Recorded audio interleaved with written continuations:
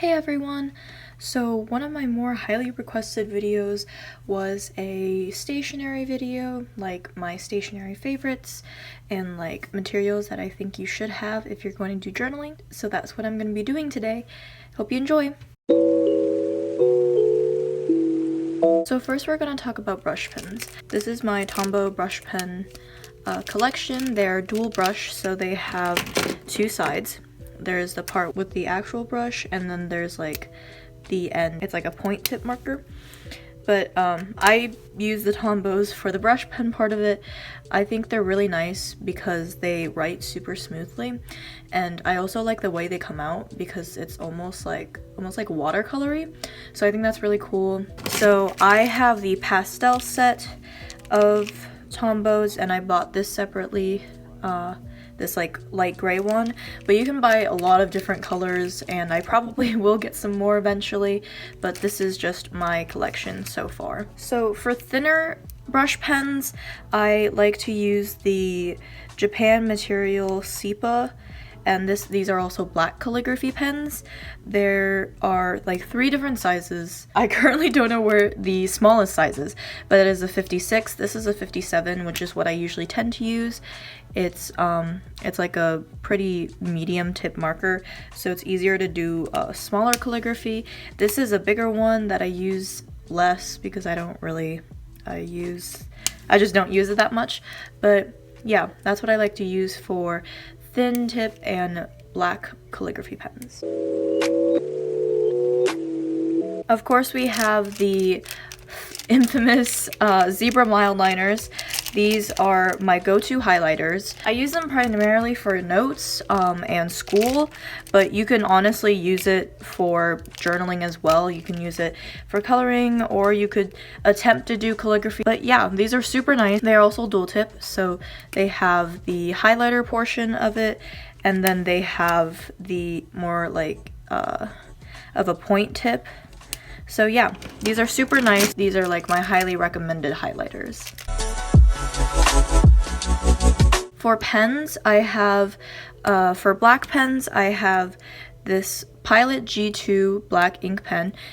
It's pretty famous and a lot of people recommend it, but I just think it's like the best black pen there is. It writes super smoothly and it's really easy to use. I'm not really sure what brand this is, but it's like also a gel pen. It's a lot thinner than the Pilot G2. You can probably use it for shadowing and stuff, so that's what I usually use it for because it's a lot thinner tip. But yeah, for my white pen, I'm not really sure the brand. You can kind of see, I'm not certain, but it's a really nice white pen. It shows up very well on like black ink. I haven't really tried it on lighter ink for highlighting. I haven't figured out a good white pen yet, but this is the best white pen I've gotten so far, so. It helps the speaker lead his audience into this. For notebooks, I like to use this one is a spiral bound Milico A5 square grid. This is what I've been journaling in for a good 4 months in. I really like it. I think it's super nice for a spiral bound.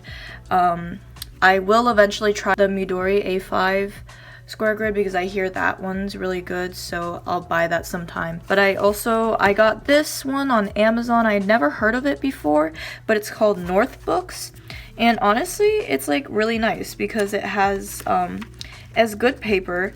It's pretty thin though, so you would have to either like glue 2 pages together so it doesn't bleed through, or use like less ink or something.